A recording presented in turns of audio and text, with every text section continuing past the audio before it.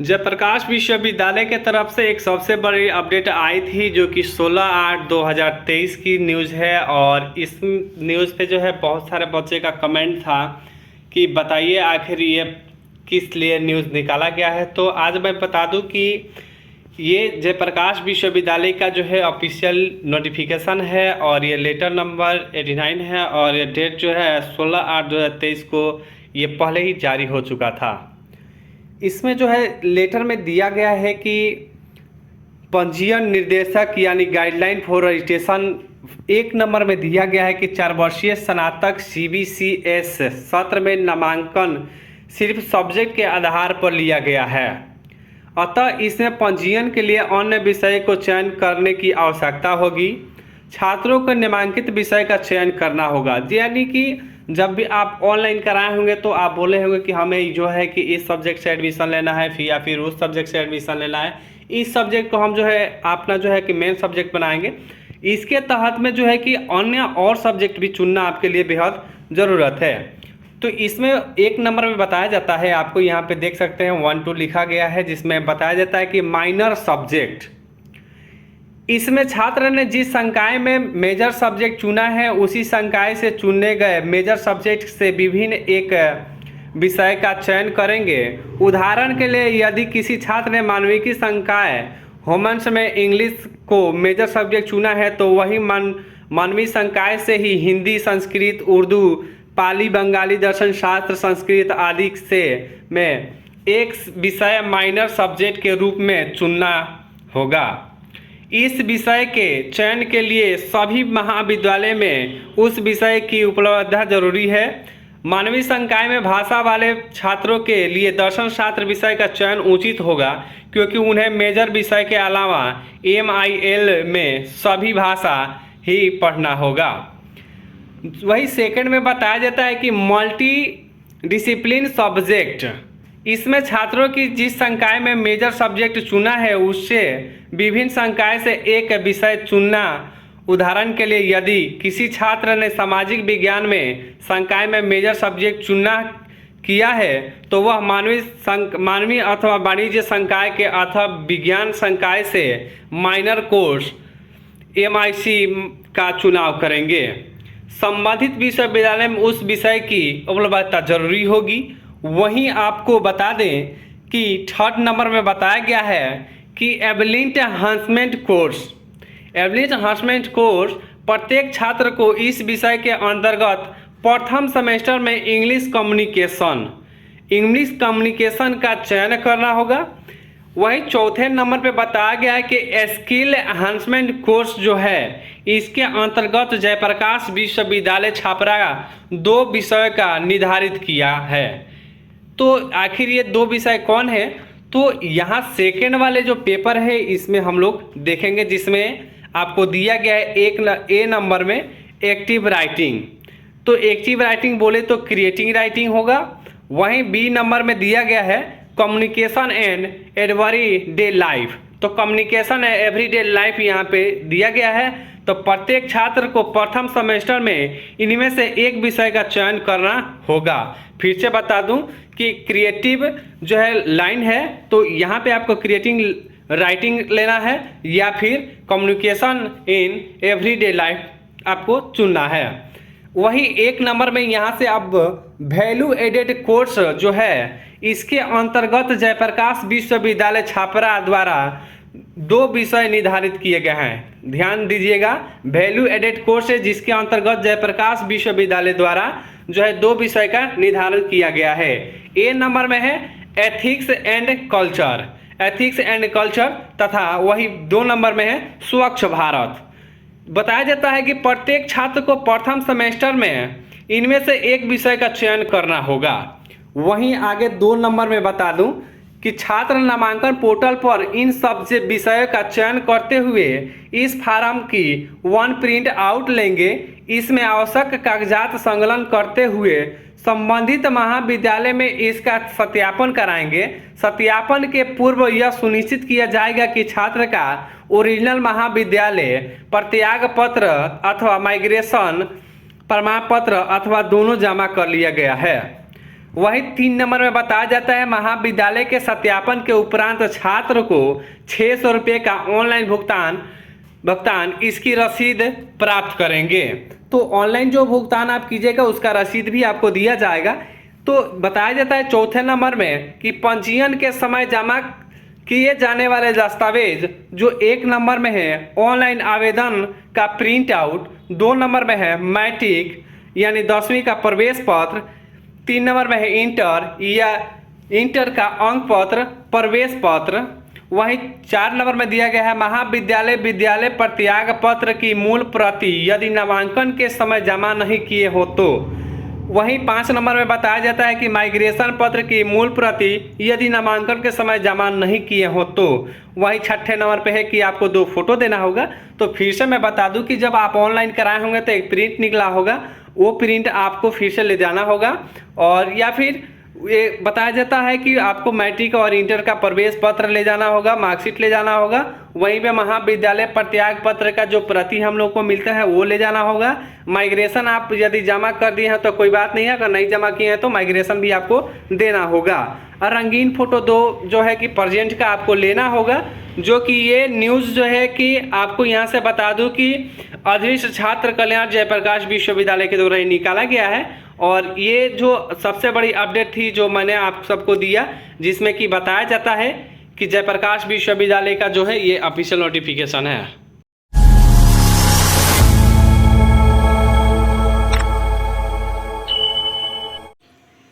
नमस्कार, जयप्रकाश विश्वविद्यालय के एक सबसे बड़ी अपडेट आया है। बता दें कि ये न्यूज़ जो है 22/8/2023 का है। और यहाँ पे बताया जाता है कि सर्टिफिकेट नहीं मिलने से परेशान छात्रों ने जेपीबी विश्वविद्यालय में जमकर किया हंगामा।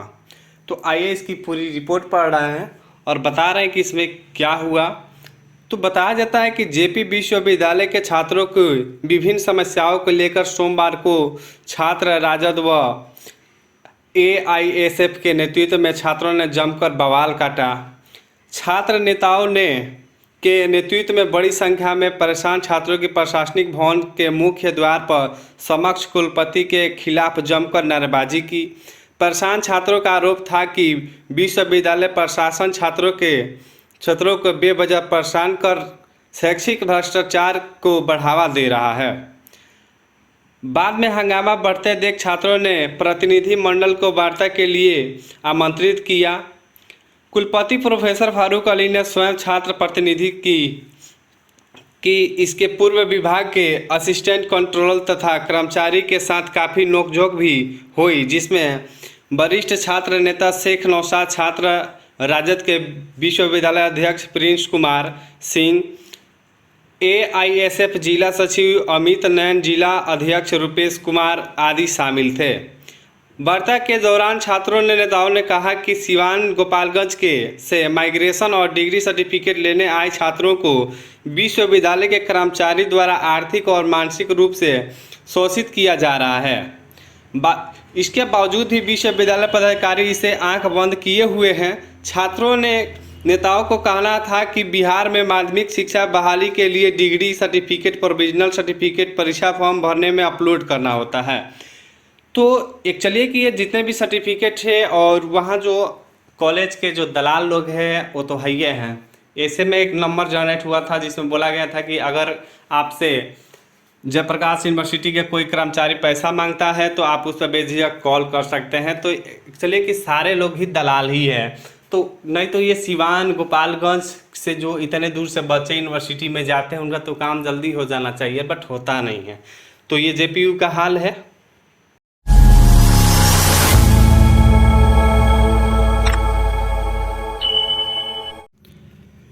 बता दें कि बिहार में जितने भी विश्वविद्यालय हैं जिनका सत्र और ये जो रिजल्ट का जो प्रॉब्लम चल रहा है या फिर सत्र क्लास चलने की जो प्रतिक्रिया की प्रॉब्लम चल रही है, जो कि कोई भी टाइम लिमिट नहीं है, उनके लिए राजभवन से पहले ही जारी कर दिया चुका था, जो विज्ञापन आप लोग देखे भी थे। और फिर जो है राजभवन से एक अपडेट ये आ गई है कि राजभवन पहले से ही जारी कर चुका है विज्ञापन। अब शिक्षा विभाग ने कुलपतियों की नियुक्ति के लिए 13 तक मांगे आवेदन, यानी कुलपतियों के नियुक्ति के लिए आवेदन मांगा गया है। उसके सामने ही बताया जाता है कि आमने सामने संवाददाता पटना के द्वारा न्यूज प्रसारित किया गया है। बताया जाता है कि शिक्षा विभाग ने राज्य के 7 विश्वविद्यालय, एक संस्कृत विश्वविद्यालय दरभंगा, जयप्रकाश विश्वविद्यालय छापरा, पटना विश्वविद्यालय, बीआरबी कॉलेज जो है बिहार मुजफ्फरपुर यूनिवर्सिटी, एलएन मिथिला विश्वविद्यालय दरभंगा, बीएन मंडल विश्वविद्यालय मधेपुरा और आर्यभट्ट विश्वविद्यालय पटना के कुलपति पद पर नियुक्ति के लिए आवेदन मांगे हैं। आवेदन 13 सितंबर तक जमा कर सकते हैं।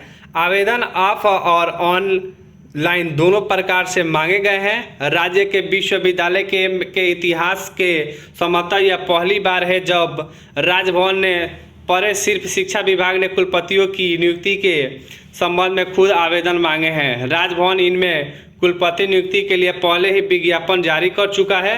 अब शिक्षा विभाग ने विज्ञापन जारी कर दिया है। आवेदन जो है आप यहाँ पे स्टेट बिहार गवर्नमेंट.एजुकेशन बिहार पे आप ऑनलाइन कर सकते हैं। और बताया जाता है कि ऑनलाइन और शिक्षा सचिव विकास भवन स्थित सचिवालय पर ऑफलाइन जो है आवेदन जमा कर सकते हैं। कुलपति की नियुक्ति सर्च कमेटी के जरिए होगी। आवेदन की नियुक्ति 3 साल के लिए ही होगी। आवेदक के 67 वर्ष से अधिक नहीं होना चाहिए। कम से कम 10 साल प्रोफेसर पद पर अध्यापन का अनुभव जरूरी होना चाहिए। इसके अलावा रिसर्च के क्षेत्र में योगदान सहित अन्य अहिर्त मांगी गई है। बताया जाता है कि गौरतलब है कि इससे पहले 2010 के तत्कालीन राज्यपाल देवानंद कुंवर के कार्यालय में कुलपतियों की नियुक्ति के संबंध में राज्य सरकार और राजभवन के आमने सामने आए थे, जिसमें सुप्रीम कोर्ट के हस्तक्षेप के बाद राजभवन के राज्यपाल के तरफ से नियुक्ति की कुलपति हटा दिए गए थे। दरअसल देवानंद को हटने के बाद राजभवन व शिक्षा विभाग के अफसरों की समझ से एक के मुताबिक कुलपति पद पर नियुक्ति की परंपरा शुरू हुई थी। और बताया जाता है कि राजभवन ने 27 अगस्त तक मांगे हैं आवेदन। इससे पहले राजभवन की तरफ से उन्हीं विश्वविद्यालय में कुलपति पद के लिए आवेदन मांगे जा चुके हैं, जो 2 से 4 अगस्त तक अखबारों में 7 विश्वविद्यालय के कुलपति पद के लिए आवेदन विज्ञापन जारी किया गया था। इन पद के लिए भरे जाने की अंतिम तिथि 24 से 27 अगस्त तक निर्धारित की गई है। राजभवन और शिक्षा विभाग के आमने सामने उच्च शिक्षा से जुड़े जानकारी के मुताबिक कुलपति पद पर नियुक्ति के मामले में राजभवन और शिक्षा विभाग आमने सामने होंगे। पारंपरिक विश्वविद्यालय में कुलपति पद पर नियुक्ति के लिए सर्च कमेटी गठित की जाएगी। सर्च कमेटी के अलावा सरकार के साथ कंडक्टर के पद पर कुलपति और कुलपति के पद पर नियुक्ति की जा रही है।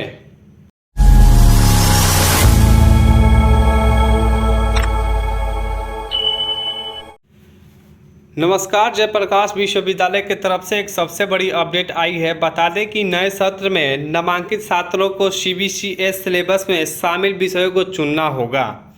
पंजीयन के लिए वैकल्पिक और एडिशनल विषय का चयन जरूरी होना चाहिए। तो बताया जाता है कि स्नातक सत्र 23-27 में जिन छात्रों ने नामांकन कराया है उन्हें पंजीयन कराने के लिए वैकल्पिक तथा वैल्यू एडिट विषय का चयन करना होगा। इसके बाद ही उन्हें पंजीयन को स्वीकृति की जाएगा। छात्र कल्याण विभाग के अध्यक्ष नोडल पदाधिकारी डॉक्टर सरफराज अहमद ने इस संबंध में नोटिफिकेशन जारी करते हुए सभी कॉलेज को गाइडलाइन जारी कर दिया है। वहीं छात्र को कक्षाओं में सीबीएसई सिलेबस के तहत कोर कोर्स के साथ जोड़े गए वैकल्पिक तथा अनिवार्य एडिशनल विषय में तथा वैल्यू एडेड कोर्स की जानकारी देते हुए उन विषयों के अविलंब चयन करते हुए पंजीयन की प्रक्रिया करा लेने का निर्देश दिया है। स्नातक में इस सत्र से सीबीसीएस सिलेबस लागू किया गया है। सिलेबस के अंतर्गत कोर कोर्स के अलावा छात्रों को वैकल्पिक विषय में तथा एडिशनल विषय का चयन भी करना होगा। अब स्नातक 4 साल का हो चुका है, जिसमें कुल 8 सेमेस्टर होंगे, जिसमें 4 सेमेस्टर की परीक्षा उत्तीर्ण करने के बाद छात्र को के लिए डिप्लोमा प्राप्त कर सकते हैं। वहीं 3 साल में 6 सेमेस्टर क्लियर करने के उपरांत उन्हें डिग्री मिल जाएगी। वहीं 1 साल अतिरिक्त मिलेगा जिसमें 2 सेमेस्टर की परीक्षाएं होगी। इस दौरान छात्र छात्राएं शोध भी कर सकते हैं। इसके बाद 4 साल का स्नातक पूरा करने के बाद शोध के साथ डिग्री प्राप्त होगी। छात्र कल्याण विभाग से मिली जानकारी के अनुसार वैकल्पिक व एडिशनल विषय में जानकारी कॉलेज को भेज दी गई है। इसके अंतर्गत माइनर सब्जेक्ट शामिल है। छात्रों ने कोर कोर्स में जो मेजर सब्जेक्ट चुना है, इस सब्जेक्ट में माइनर सब्जेक्ट के तहत एक अलग विषय चुनेंगे के लिए एक यदि किसी छात्र ने मानवीय संकाय में अंग्रेजी को मेजर सब्जेक्ट चुना है तो इस संकाय में हिंदी, संस्कृत, उर्दू, पाली, बंगाली, दर्शन शास्त्र, संगीत में एक एक विषय माइनर सब्जेक्ट के रूप में चुन सकेंगे। वहीं मल्टी डिसिप्लिन सब्जेक्ट के अंतर्गत मेजर सब्जेक्ट के अलावा दूसरे विषय को चुन सकेंगे। मानवीय संकाय के छात्र विज्ञान संकाय अथवा वाणिज्य संकाय के विषय चुनेंगे। वहीं एलिमेंट्री एनहेंसमेंट कोर्स के लिए इंग्लिश कम्युनिकेशन का चयन करना होगा। स्किल एनहेंसमेंट कोर्स के तहत विश्वविद्यालय ने 2 विषय का निर्धारित किया है जिसमें क्रिएटिव राइटिंग तथा कम्युनिकेशन इन एवरीडे लाइफ शामिल है। वहीं वैल्यूड एडेड कोर्स की पोर्टल पर सभी विषय का चयन वैकल्पिक मिलेंगे। स्नातक में नए सत्र में नामांकित छात्र छात्राओं विश्वविद्यालय के पोर्टल पर जानकारी लॉगिन कर जहां एडिशनल विषय चुनेंगे वहां फॉर्म मिलेगा। उन्हें फॉर्म में सब्जेक्ट चयन करने के बाद महाविद्यालय को सत्यापन करना होगा जिसके बाद 600 रुपये शुल्क ऑनलाइन जमा करना होगा। आवेदन की प्रिंट के साथ मैट्रिक व इंटर का प्रवेश पत्र, अंक पत्र व अन्य जरूरत कागजातों का संकलन करना होगा। 2 फोटो भी अनिवार्य रूप से जमा करना होगा। यदि छात्र छात्रा माइग्रेशन लेकर नामांकन कराए हैं तो उन्हें माइग्रेशन के मूल प्रमाण पत्र की प्रति भी जमा करनी होगी। सभी कॉलेज के इस समय स्नातक के नए सत्र की कक्षाएं चल रही है जहां सीबीएस के तहत जोड़े गए विषय की जानकारी दी जा रही है के अंतर्गत एथिक्स, एग्रीकल्चर तथा स्वास्थ्य भारत का चयन पहले सेमेस्टर में अनिवार्य रूप से करना होगा। तो ये हमने बता दिया कि पंजीयन के लिए वैकल्पिक और एडिशनल विषय का चुनना बेहद जरूरी है। जो जयप्रकाश यूनिवर्सिटी के तरफ से एक बहुत बड़ी अपडेट आई थी और उसके साथ जो एक पीडीएफ भी शेयर किया गया था, वो पीडीएफ भी मैं नेक्स्ट वीडियो में आप सबको देने वाला हूँ। तब तक के लिए धन्यवाद।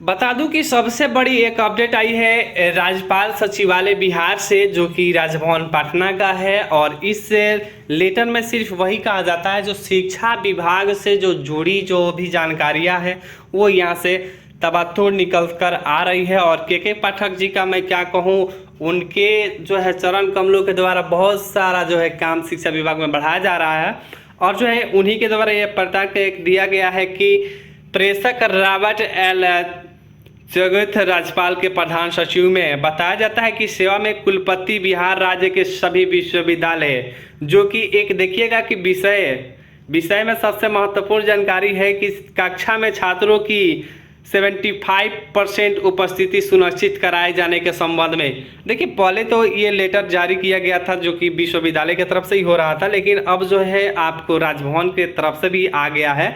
तो आप सभी स्टूडेंट जो है कि अपना कॉलेज और स्कूल पे ज़्यादा फोकस करें और जो है कि उसी में समय निकलता है तो आप लोग कोचिंग वगैरह भी जाएं। ऐसा मैं नहीं कहूँ कोचिंग वगैरह ना कीजिए। तो ये इसमें बताया जाता है कि विषय कक्षा में छात्रों की 75% उपस्थिति सुनिश्चित कराए जाने के संबंध में महाशय निर्देशानुसार उक्त विषय के संबंध में कहना है कि प्राय ऐसा देखा जा रहा है कि विश्वविद्यालय महाविद्यालय में विभिन्न परीक्षाओं में सम्मिलित होने के क्रम में परीक्षा प्रमाण पत्र जमा करने के समय छात्रों की कक्षा में 75% उपस्थिति नहीं होने के पश्चात भी उन्हें परीक्षा में सम्मिलित होने का अवसर महाविद्यालय विद्यालय के स्तर से दिया जा रहा है। इस पर माननीय कुलपति महोदय के द्वारा अनुशंसा प्रकट करते हुए संबंधित परिचोच निर्देश देने की कृपा की है कि जिन छात्रों की कक्षा में 75% उपस्थिति नहीं है उन्हें विश्वविद्यालय द्वारा आयोजित विभिन्न परीक्षाओं को सम्मिलित होने के क्रम में परीक्षा संपन्न पत्र जमा नहीं कराया जाए तथा उन्हें परीक्षा में सम्मिलित होने की अनुमति नहीं दी जाए।